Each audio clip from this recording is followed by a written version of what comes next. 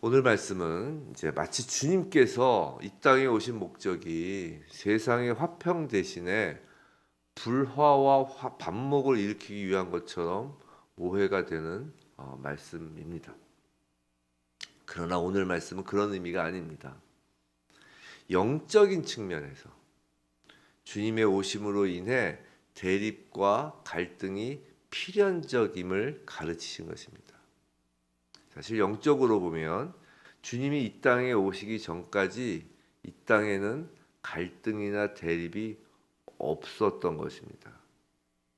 왜냐하면 주님이 오시기 전에는 이 세상이 온전히 사단의 지배하에 있었기 때문입니다. 그런데 주님의 오심으로 이 땅에는 불의한 사단의 세력과 의의 하나님 나라의 세력 간의 이제 대립과 갈등이 발생하게 된 것입니다. 그런 의미에서 주님은 화평이 아닌 검을 이 땅에 던지신 것입니다. 우리 10장 시작할 때부터 그 제자에 대해서 예수님의 명령이 시작되면서 예수님께서 제자를 향해서 명령을 시작하시면서 이 군대 장관 되신 그 예수님께서 제자들을 군사로서 세상에 보내시는 것이라고 하였습니다. 이 영적 전쟁입니다. 하나님 나라 확장을 위해 대립과 갈등은 반드시 겪지 않으면 안 되는 것입니다. 그리고 전쟁은 당연히 고통을 수반합니다. 자, 오늘 본문에서 합당이라는 단어가 3번 사용됩니다.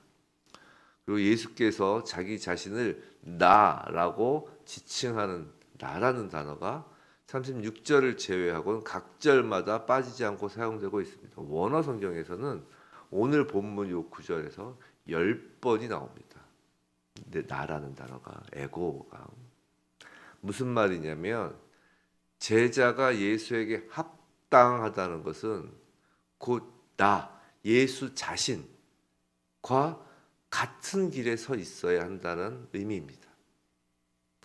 오늘 본문에서 그런 의미에서 그럼 예수님이 걸으신 길, 예수님이 서 계신 길이 무엇인가를 한번 보겠는데 그 길은 오늘 본문에서 크게 4가지를 지금 얘기하고 있습니다.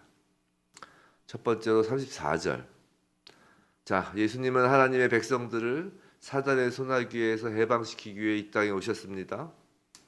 사단과 전쟁, 싸우러 오신 것입니다. 예수에게 합당한 제자는 좋은 게 좋다고 하면서 겉보기에 평화로운 세상을 추구하는 사람이 아닙니다. 유일하게 좋은 진리를 전파하며 예수의 사역을 계속 이어가는 사람입니다. 사단과 싸우는 군사인 것이죠. 예수님은 그 전쟁터로서 공동체의 기본을 이루는 가정을 대표적인 예로 드십니다.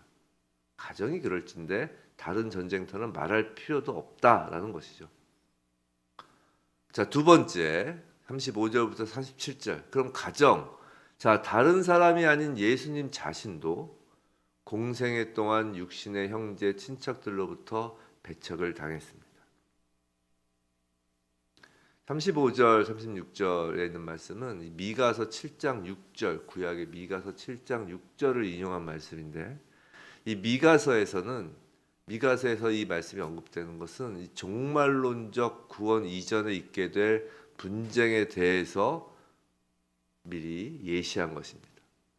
근데 예수님은 이를 이어받아서 복음 전파로 인한 가족 간의 불화를 예언하고 계신 것이죠. 예수 그리스도는 미가가 언급한 이 세상의 종말을 가져오실 메시아이기 때문입니다. 본문은 예수께서 가정 안에 불화를 주시기 위해서 오셨다는 의미가 아닙니다. 자신의 가족이라 할지라도 예수를 믿는다는 이유 때문에 자신을 죽는 데까지 내어줄 만큼 이 세상이 악하다는 의미입니다. 가히 종말에 가까웠다는 것이죠. 혹자는 또 오늘 본문을 오해해서 기독교는 반인륜적이고 예수를 믿으면 무조건 가정에 불화가 오는 것으로 또 오해하기도 하는데 이는 잘못된 생각입니다. 예수를 따르고자 할 때 불신자들과의 갈등과 분쟁이 필연적이라는 이야기입니다. 그 갈등과 분쟁이 꼭 이방인이나 권세자들과의 사이에서뿐만이 아니라 혈육도 가까운 혈육이라도 일어난다라는 말이죠.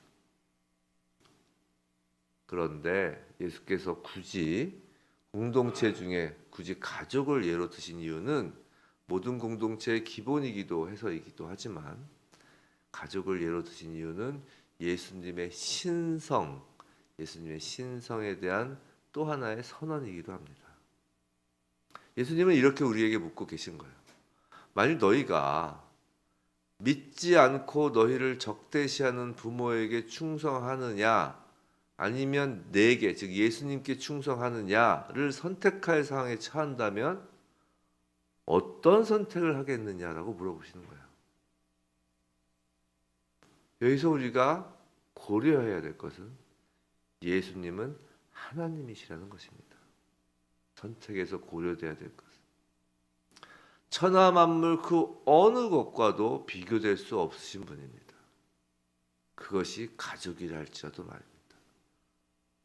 예수께서는 제자들에게 예수를 따르기 위해 가족의 유대 관계를 깨뜨리도록 강요하지 않으셨습니다. 다만 제자들이 예수께만 충성해야 한다고 지적하신 것입니다.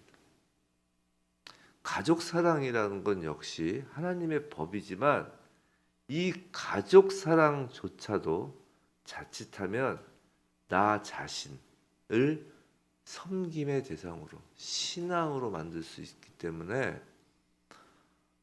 만들 수 있고 또 그 가족 사랑이라는 것이 하나님을 섬기지 않거나 그분의 일을 하지 않는 데 대한 핑계거리로 이용될 수 있습니다. 사실 가족이 우상이 되는 경우가 많아요. 특히 자녀가 그렇죠. 자녀가. 그런 사람은 예수에게 합당하지 않다라는 것입니다. 셋째 38절이죠. 예수님은 십자가를 지셨습니다.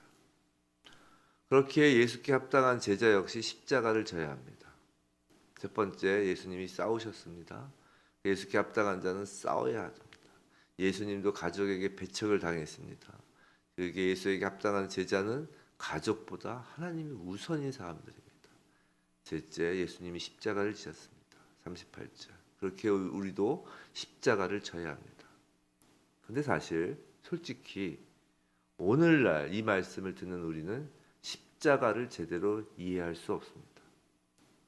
왜냐하면 우리 주변에서 십자가가 세워지는 것을 본 적이 없기 때문입니다. 하지만 예수님 당시 사람들은 십자가를 진다라는 이 말이 무엇인지 뼈저리게 알고 있을 것입니다. 십자가의 죽음은 잘 알다시피 로마 제국에서 처해졌던 정치범이나 살인범 등 중범죄들에게 사용됐던 처형 방식입니다. 십자가라는 그 말이 가져다주는 두려움은 그 당시 사람들에게는 추상적인 개념이 아니라 눈앞에 펼쳐지는 현실이었습니다. 그렇다면 그때 십자가가 갖는 무게감이 지금과 다를까요? 결코 그럴 수 없습니다. 십자가를 진다라는 그 무게는 같은 것입니다. 그럼 십자가를 진다는 것이 무엇일까요? 십자가를 진다라는 것은 자발적 순종과 묵묵함을 요소로 합니다.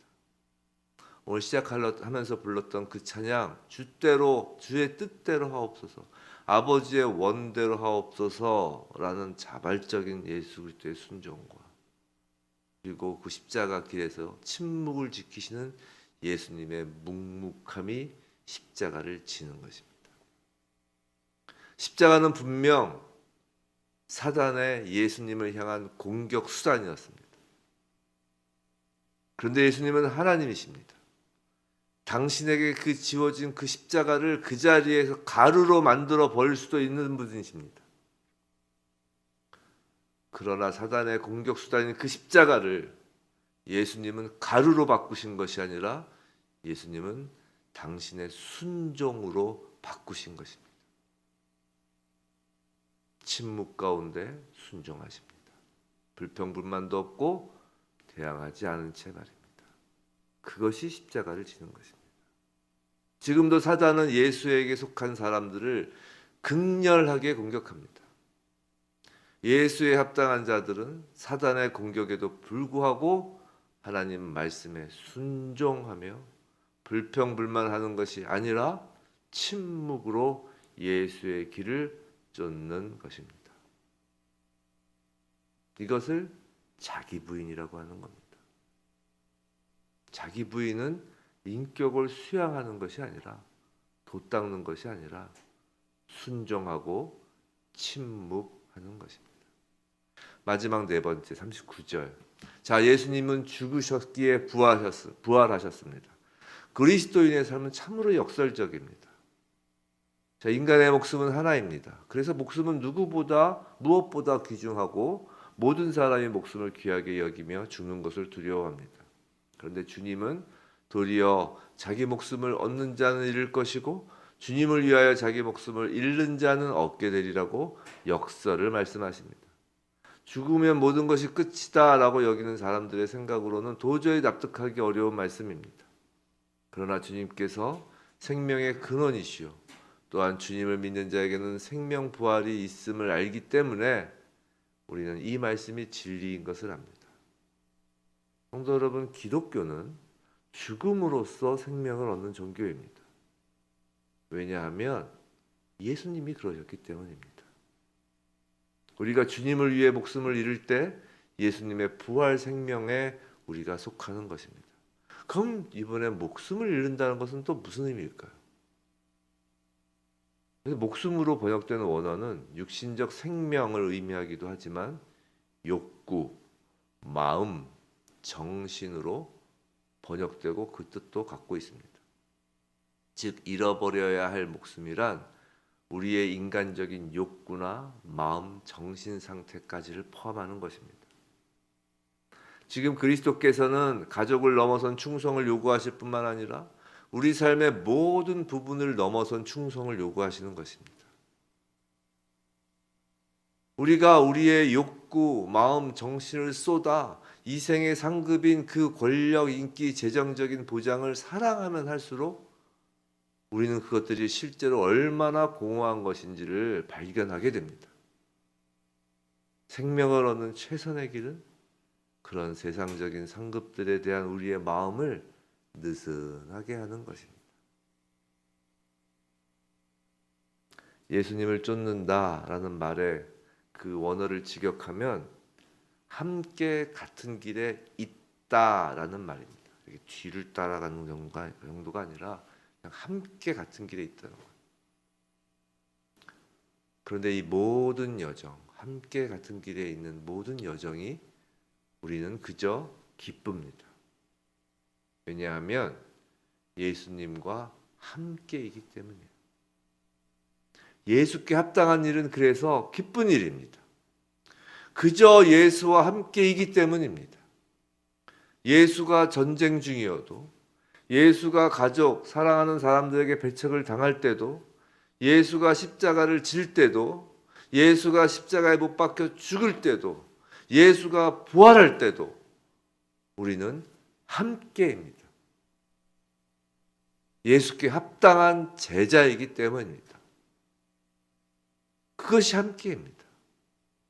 그래서 예수님이 재림하실 때 우리가 기쁨으로 함께할 것이기 때문입니다.